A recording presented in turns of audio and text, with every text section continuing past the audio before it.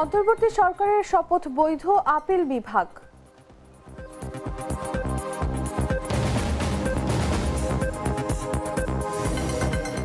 খালেদা জিয়ার জন্য সারা দেশে দোয়া ও প্রার্থনার আহ্বান।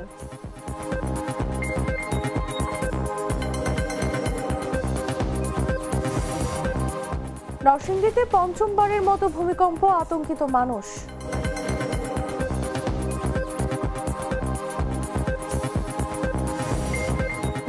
চল্লিশ বছর পর লেবানন ইসরায়েলের মধ্যে সরাসরি বৈঠক, বাড়ছে যুদ্ধের শঙ্কা।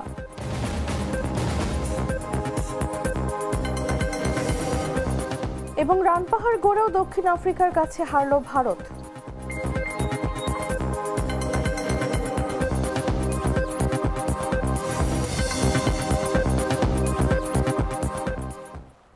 এতক্ষণ শুনছিলেন সংবাদ শিরোনাম। দর্শক আমন্ত্রণ বেলা 11টার সংবাদে, সাথে আছি আমি তাসলিমা তিথি। লাল সরিষার দানা থেকে তৈরি হয় প্রাণ সরিষার তেল, আসল ঝাঁঝে আসল স্বাদে। চলে যাচ্ছি পুরো খবরে। সুপ্রিম কোর্টের রেফারেন্সের ভিত্তিতে গঠিত ডক্টর মোহাম্মদ ইউনূসের নেতৃত্বাধীন অন্তর্বর্তী সরকারের শপথ ও গঠন প্রক্রিয়ার বৈধতা নিয়ে হাইকোর্টের দেয়া রায় বহাল রেখেছেন দেশের সর্বোচ্চ আদালত। হাইকোর্টের রায় চ্যালেঞ্জ করে করা লিভ টু আপিল খারিজ করে আজ সকালে এই আদেশ দেন আপিল বিভাগ। প্রধান বিচারপতি ডক্টর সৈয়দ রেফাত আহমেদের নেতৃত্বে 7 বিচারপতির পূর্ণাঙ্গ বেঞ্চ সকালেই এই গুরুত্বপূর্ণ সিদ্ধান্ত ঘোষণা করেন। ফলে হাইকোর্টের রায়ের প্রতি সমর্থন জানিয়ে আপিল বিভাগ স্পষ্ট করেছে, অন্তর্বর্তী সরকারের শপথ ও গঠন আইনসঙ্গত ও বৈধ। এর আগে গতকাল অন্তর্বর্তী সরকার গঠন ও শপথ প্রক্রিয়া চ্যালেঞ্জ করে করা রিট খারিজের বিরুদ্ধে লিভ টু আপিল শুনানি শেষে আজকের দিনটি আদেশের জন্য নির্ধারণ করেছিলেন আপিল বিভাগের বিচারপতিরা। বৃহস্পতিবার সেই মামলার চূড়ান্ত সিদ্ধান্তে হাইকোর্টের রায় বহাল রেখে লিভ টু আপিল খারিজ করা হয়। আইনি লড়াইয়ের এই ধাপ শেষ হওয়ায় অন্তর্বর্তী সরকারের সাংবিধানিক বৈধতা প্রশ্নে আর কোনো অনিশ্চয়তা রইল না বলে মনে করছেন আইনজীবীরা।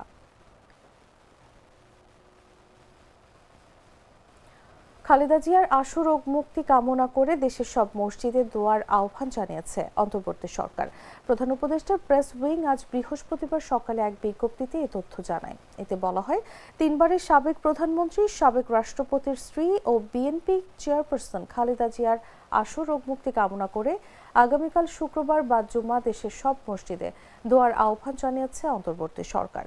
পাশাপাশি মন্দির, গির্জা ও প্যাগোডা সহ অন্যান্য ধর্মের উপাসনালয়ে সংশ্লিষ্ট ধর্মের রীতি ও আচার অনুযায়ী প্রার্থনারও আহ্বান জানানো হয়েছে। একই সঙ্গে দেশের সর্বস্তরের মানুষকে নিজ নিজ অবস্থান থেকে বেগম খালেদা জিয়ার রোগ মুক্তির জন্য দোয়া ও প্রার্থনার জন্য অনুরোধ করা হয়েছে। গত 23 নভেম্বর রাতে খালেদা জিয়াকে এভারকেয়ার হাসপাতালে নেওয়া হয়। পরীক্ষায় ফুসফুসে সংক্রমণ ধরা পড়ায় তাকে সেখানে ভর্তি করা হয়।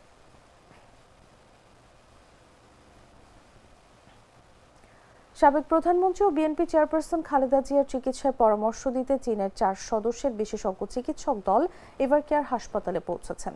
বুধবার রাত 10টা 10 মিনিটে তারা এভারকেয়ারে পৌঁছান।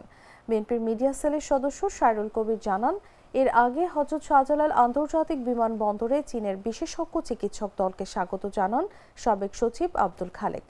বিমানবন্দর থেকে বিশেষ নিরাপত্তায় দলটিকে হাসপাতালে আনা হয়। 11 দিন ধরে এভারকেয়ার হাসপাতালে চিকিৎসাধীন বিএনপি চেয়ারপারসন খালেদা জিয়া।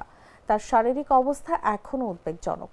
সকালে বিএনপি চেয়ারপারসনের চিকিৎসা সহায়তায় যুক্তরাজ্যের বিশেষজ্ঞ চিকিৎসক রিচার্ড বিএল ঢাকায় এসেছেন। এর আগে এদিন সাবেক প্রধানমন্ত্রী ও বিএনপি চেয়ারপারসন খালেদা জিয়ার শারীরিক অবস্থার খোঁজ খবর নিতে এভারকেয়ার হাসপাতালে যান প্রধান উপদেষ্টা অধ্যাপক ডক্টর মোহাম্মদ ইউনূস। বুধবার সন্ধ্যা 7টার পর এভারকেয়ার হাসপাতালে প্রবেশ করেন প্রধান উপদেষ্টা।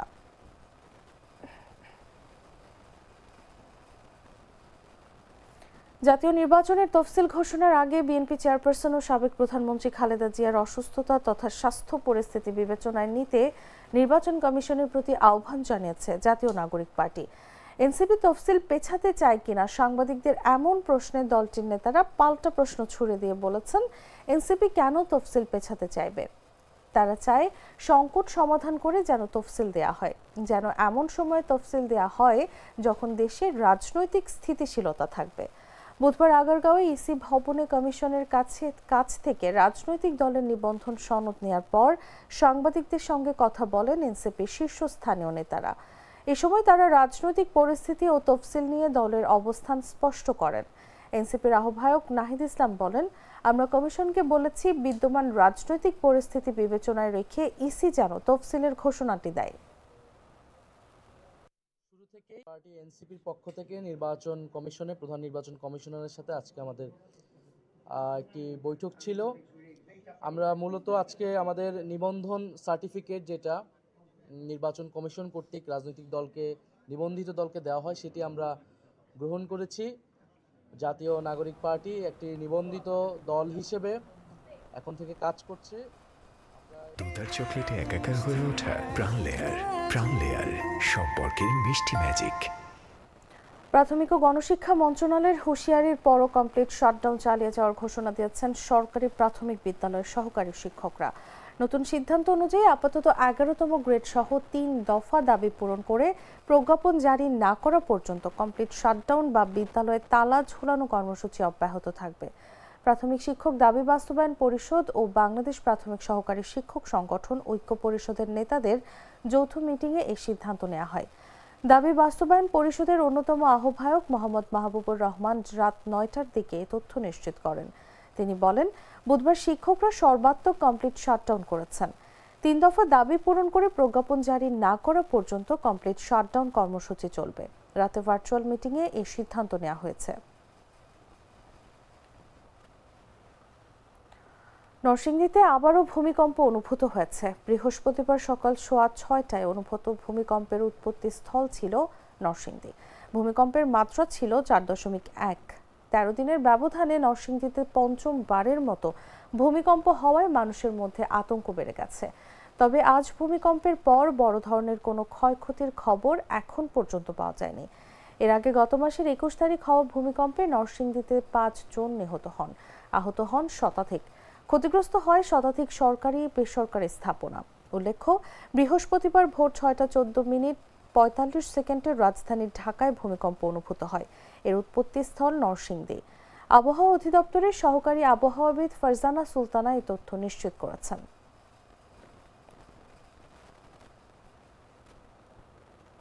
টাঙ্গাইলের নাগপুরে বিএনপি চেয়ারপারসন বেগম খালেদা জিয়ার সুস্থতা কামনায় দোয়া মাহফিল বন্ধ করে দেওয়ার অভিযোগ উঠেছে টাঙ্গাইল 6 আসনের বিএনপি প্রার্থী রবিউল আওয়াল লাভলুর সমর্থকদের বিরুদ্ধে।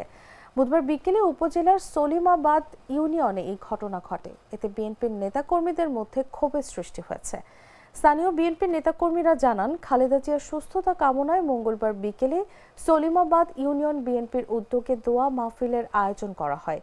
দোয়া মাহফিল শুরু হওয়ার আগেই বিএনপি প্রার্থী রবিউল আওয়াল লাভলুর কয়েকজন সমর্থক এসে হট্টগোল শুরু করে।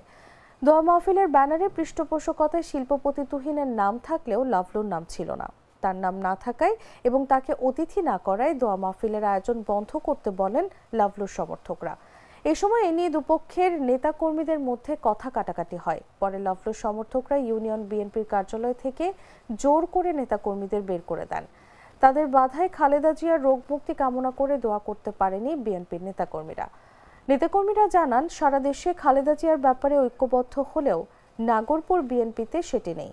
মনোনয়ন ঘোষণার পর থেকেই দলের ঐক্য নষ্ট হয়েছে। বিভক্তির কারণে দলীয় প্রধানের সুস্থতা কামনা করে দোয়ার আয়োজন বন্ধ করা দুঃখজনক।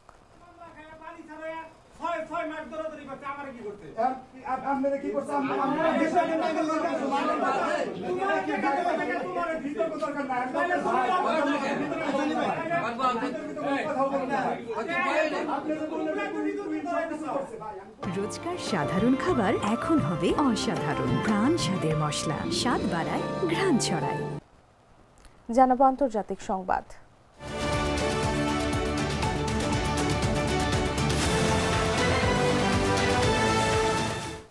লেবানন ও ইসরায়েলের মধ্যে প্রায় 40 বছর পর প্রথম সরাসরি আলোচনা অনুষ্ঠিত হয়েছে।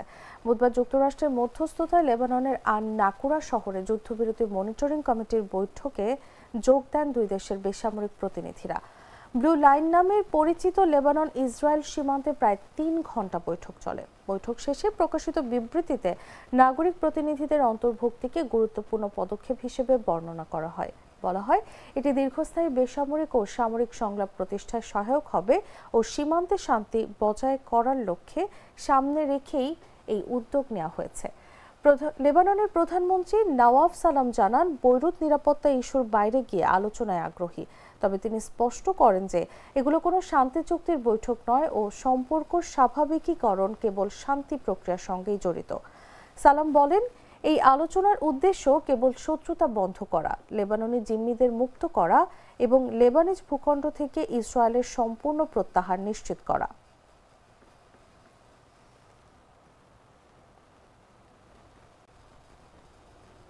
সংবাদ শেষ করব খেলার খবর জানিয়ে।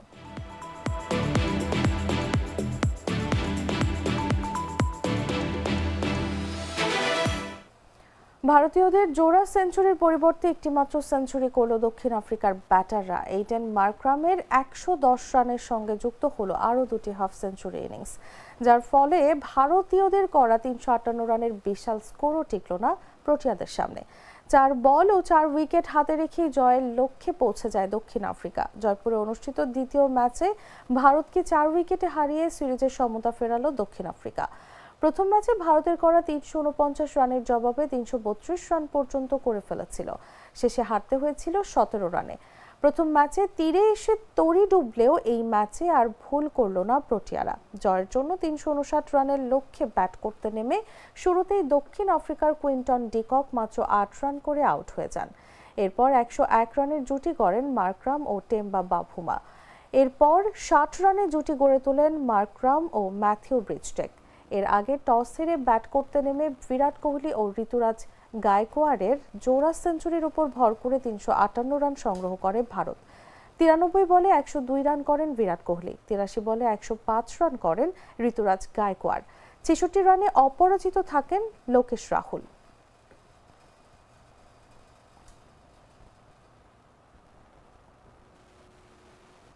দর্শক, সংবাদ শেষ করার আগে শিরোনামগুলো জানিয়ে দিচ্ছি আরও একবার।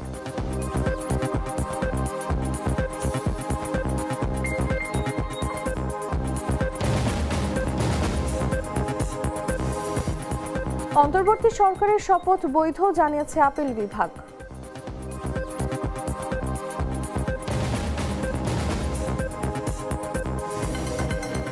খালেদা জিয়ার জন্য সারা দেশে দোয়া ও প্রার্থনার আহ্বান।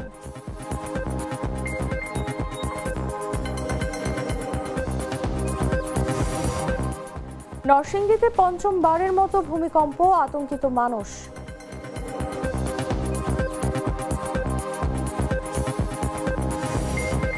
চল্লিশ বছর পর লেবানন ইসরায়েলের মধ্যে সরাসরি বৈঠক, বাড়ছে যুদ্ধের শঙ্কা।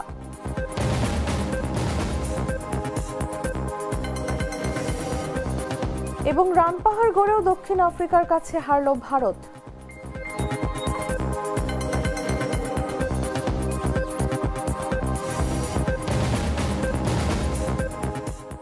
দর্শক, এই ছিল এখনকার মতো। এরপর দেখবেন দুপুর 1টা নিউজ। প্রতি মুহূর্তের সর্বশেষ খবর জানতে ভিজিট করুন jagunews24.com। ফলো করুন আমাদের ভেরিফাইড ফেসবুক পেজ এবং সাবস্ক্রাইব করুন জাগো নিউজের ইউটিউব চ্যানেল। ধন্যবাদ সবাইকে।